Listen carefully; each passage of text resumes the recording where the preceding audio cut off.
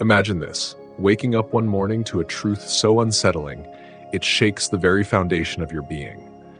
The life you've been living, the choices you've made, the dreams you've chased, the very beliefs that define you, what if they were never truly yours? What if, piece by piece, your identity has been shaped not by the deepest stirrings of your soul, but by invisible hands, the expectations of others, the weight of tradition, the silent scripts whispered by a world that tells you who you should be? Pause for a moment. Breathe. Think. How much of you is raw, untamed, and real? And how much is a carefully crafted illusion, a mask molded by the pressures of approval, the fear of rejection, the echoes of voices that are not your own? How often do you feel like an actor on a stage, reciting lines written long before you arrived, trapped in a role you never auditioned for? And more importantly, what would happen if you tore up the script? What if, starting today, you chose to step beyond the familiar, to listen, truly listen, to the voice within you that has been waiting all along? Would you finally meet the person you were always meant to be? Today, we set out on a journey, an exploration of one of Carl Jung's most profound insights. Life doesn't truly begin until you find yourself. But what does that really mean? Is self-discovery simply about awareness, or is it something far deeper? A transformation that reshapes your very existence. Stay with me. As we peel back the layers of conditioning, the hidden forces shaping your identity will come into focus. You'll understand why most people never truly find themselves, and more importantly, how you can break free. And at the end of this journey, we will uncover the most powerful realization of all, one that has the potential to shift not only how you see yourself, but how you experience the world itself. Carl Jung, a pioneer of depth psychology. Carl Gustav Jung was not just a psychologist, he was an explorer of the human soul. Where others saw the mind as a machine to be fixed, Jung saw a vast and mysterious landscape, one filled with hidden truths, archetypes, and forgotten parts of the self. Unlike many thinkers of his time, he didn't believe that mental well-being was about conforming to societal norms. Instead, he proposed something radical. True psychological growth is not about fitting in, it's about becoming who you were meant to be. This process, which he called individuation, isn't just self-awareness, it's self-liberation. It is the act of shedding illusions, breaking free from inherited beliefs, and stepping fully into your authentic self. And that's exactly what we're here to explore. Are you ready? Here's the truth. Most people will never take the journey of self-discovery. They remain trapped in a version of themselves shaped not by their own deepest truths, but by the silent, relentless pull of external influences. They live according to expectations, following scripts they never wrote, never daring to ask, is this life truly mine? They chase validation, mistaking approval for fulfillment, believing happiness lies in success, status, or belonging. Yet beneath it all, there lingers a quiet unrest, a whisper in the soul, an unshakable sense that something vital is missing. Carl Jung believed that true life begins when we stop running from ourselves.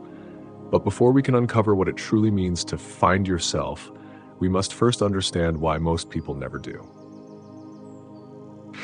The conditioning of identity. From the moment we take our first breath, we are given a name, a role, a set of expectations. We are taught what is right and what is wrong, what earns love and what invites rejection. The process is so slow, so subtle, so absolute that we rarely see it happening. We don't question, we adapt, we conform. And in the process, we begin to trade authenticity for acceptance, truth for belonging, soul for survival. Piece by piece, we suppress the parts of ourselves that don't fit the mold, until one day we wake up as strangers to our own essence. But it doesn't have to be this way, because once you see the conditioning, you can begin to break free. And that's where the real journey begins. The first cuts when we begin to hide. Think back to your childhood.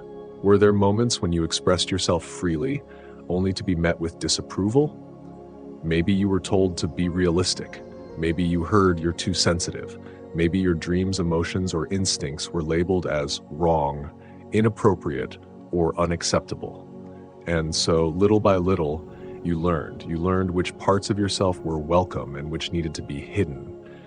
You tucked them away out of sight, burying them so deeply that over time, you forgot they were ever there.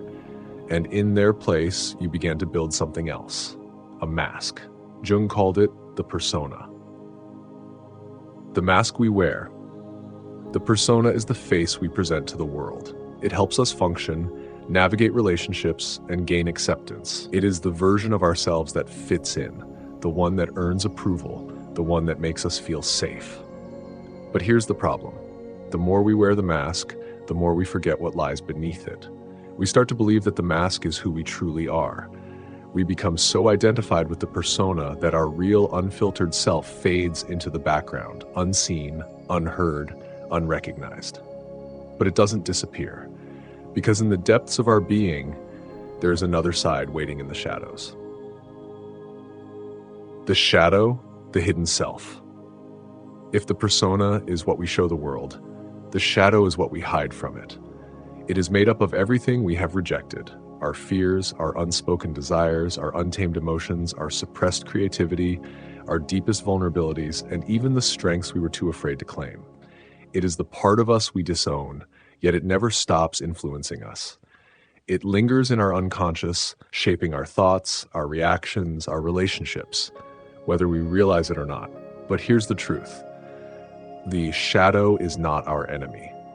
It holds the very key to wholeness. And the moment we stop running from it, we begin to reclaim who we truly are. The shadow, the unseen force that shapes you. Here's where it gets even more profound. The shadow doesn't disappear simply because we refuse to see it. It lingers beneath the surface, whispering in our thoughts, shaping our behaviors, and influencing our emotions in ways we don't even realize. The parts of ourselves that we reject don't vanish. They find other ways to manifest in our fears, our compulsions, our self-sabotage, and most powerfully in projection, the mirror of projection. Have you ever disliked someone intensely without fully understanding why? Have you ever been triggered by a certain behavior in others, something that provokes a reaction far stronger than it should? Jung believed that the things that disturb us in others are often reflections of something hidden within ourselves. We reject what we cannot accept, not just in the world around us, but within our own being. The arrogance we despise in another may be a part of us we have long suppressed. The selfishness we condemn in others may be the very trait we refuse to acknowledge in ourselves. But what if I told you this? Within the shadow lies the key to true self-discovery. The parts of yourself that you've suppressed, ignored, and feared are not your enemies. They are the missing pieces of your wholeness. The power of integration. Jung's great insight was this: psychological growth is not about eliminating the shadow. It is about integrating it. It is about stepping into the depths of your own unconscious, facing what you have denied, and reclaiming the parts of yourself that you once cast away. Because when you do, you unlock something extraordinary, a profound source of power, authenticity, and freedom.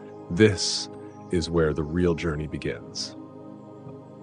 Are you ready to confront the truth of who you are, to break free from the illusions that have shaped you? Because what comes next will challenge everything you thought you knew about yourself, and it will open the door to a life that is truly yours. The archetypes, the hidden forces within you. Most people go through life believing they already know who they are. They define themselves by their name, their job, their past, the labels given to them by family, society, and circumstance. But what if I told you that your identity is far more complex than you realize? That the self you believe yourself to be is only a fragment of a much deeper, more profound reality. Beneath the surface of your conscious mind, ancient patterns are at play. Universal forces shaping your desires, your struggles, your very sense of self. These are the archetypes, the timeless symbols of the human psyche, the hidden blueprint of your inner world. And once you learn to see them, you will never look at yourself the same way again. Carl Jung believed that within each of us lies a hidden world, a vast inner landscape of forgotten memories, suppressed emotions, and untapped potential. Finding yourself isn't about becoming someone new, it's about rediscovering what has been buried within you. The call of the unconscious. Have you ever felt a quiet longing for something more? A sense that a greater version of yourself is waiting to emerge? This isn't just imagination. It's your unconscious mind calling you to wake up. Jung called this process individuation, the journey of integrating every part of yourself, the light and the dark, the known and the hidden. But before we can integrate, we must first face these parts. And this is where most people stop because it's uncomfortable. It means questioning beliefs, confronting fears, and acknowledging truths we've long ignored. The battle within, the hero and the shadow. Take the fear of rejection. Many people live in fear of judgment, seeking approval and suppressing their true selves. But where does this fear come from? A childhood wound? A moment of feeling unseen? Jung believed that these fears are not just emotions. They are shadow aspects of the self, lurking beneath the surface, shaping our choices. But when we finally face these hidden parts, they lose their power. Imagine living without fear of judgment, speaking your truth, making choices based on what you truly want. This is individuation, not becoming someone new, but becoming fully, unapologetically you. Balancing inner energies. The anima and animus. Jung also believed we hold both masculine and feminine energies within us. The anima, feminine, is intuition, emotion, and creativity. The animus, masculine, is logic, structure, and assertiveness. When balanced, we feel whole. When repressed, we feel incomplete. A man who rejects his anima may fear vulnerability. A woman who denies her animus may struggle to assert herself. But when embraced, these energies become a source of immense strength. The ultimate truth, the illusion of self. And here's the final revelation. The biggest obstacle to finding yourself is not just fear or doubt. It's the illusion of who you think you are. Subscribe now for more life-changing insights, and remember, you are more powerful than you know.